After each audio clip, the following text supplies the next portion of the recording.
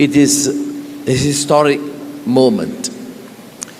For those of you who have been following the antecedents of history, will realize the attempt to save the voice of newly emerging economies and countries post-colonialism was by Sukarno of Indonesia, Chow En-lai of China, Jawaharlal Nehru of India, Nkrumah of Africa.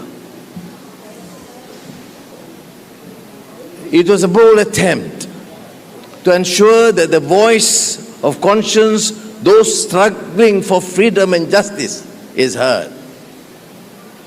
Not much success. It was a bold attempt. Then we have a non-aligned movement proceeding that. We have G77 still not achieving the desired results. Now, I salute you, President Lula, for having the courage to proceed with a clear vision, a clear commitment to voice the concerns, aspirations of the people, particularly of the Global South.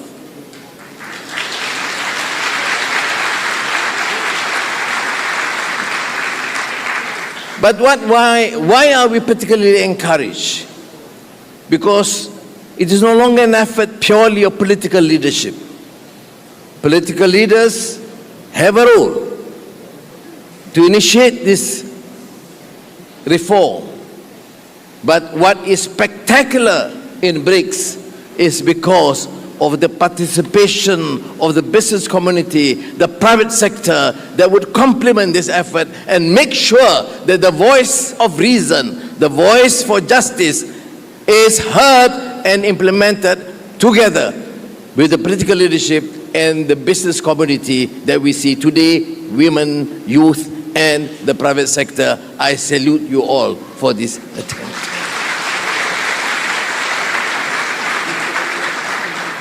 I see this conference more positive. We're not talking about complaining and lamenting those who believe in unilateral actions of tariffs, of protectionism.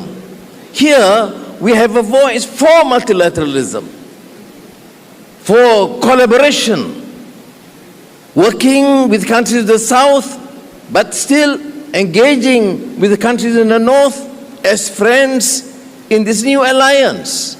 But we want to make sure that we speak from the position of strength, not weak ex-colonial countries, but as independent countries with certain position. And now you see, from aeroplane to technology to AI to food technology, you have this new strength emerging from emerging economies, and I think you can make a difference. And I believe that this BRICS attempt, it will be of some significant success that would alter and cause a change in the course of history of mankind. Thank you very much for this attempt.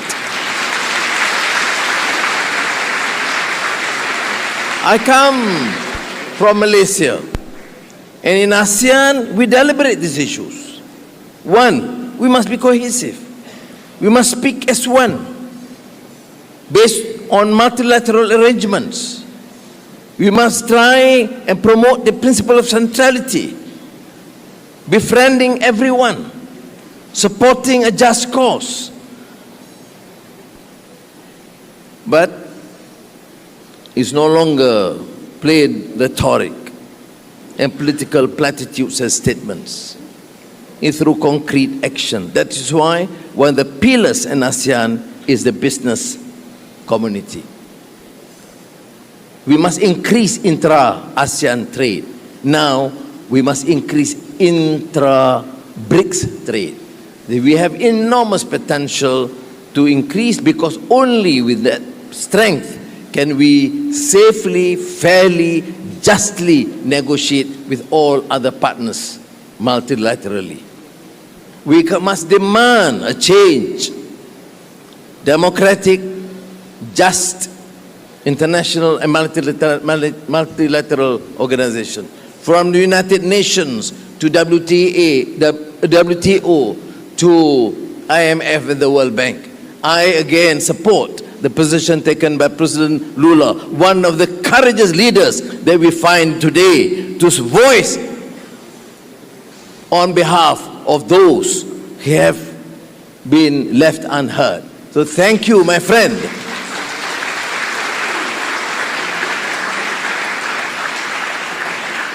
We have attempted in ASEAN, other than enhancing inter-ASEAN trade, is even using financial settlement systems.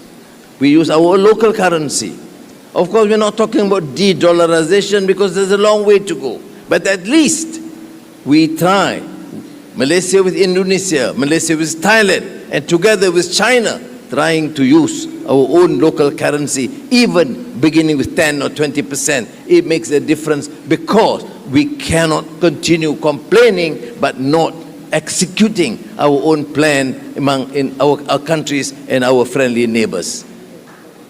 And I believe, therefore, that what the President said and what the Chairman of the Confederation said about making sure that these items are being considered seriously by the private sector will make a difference. But I come back to the major and central issue. BRICS today of 2025 is not the first attempt, the Bandung Conference of 1955. At that time, we were struggling. No industry, no new technology, no competence, except for a united nation, a country, and political leadership. Now we have political leadership with that vision, and we have strong business community. I believe this collaboration with women and the young, government and the private sector, and civil society, we will make a difference. I thank you again, Mr. President. See you in Kuala Lumpur in October. Thank you.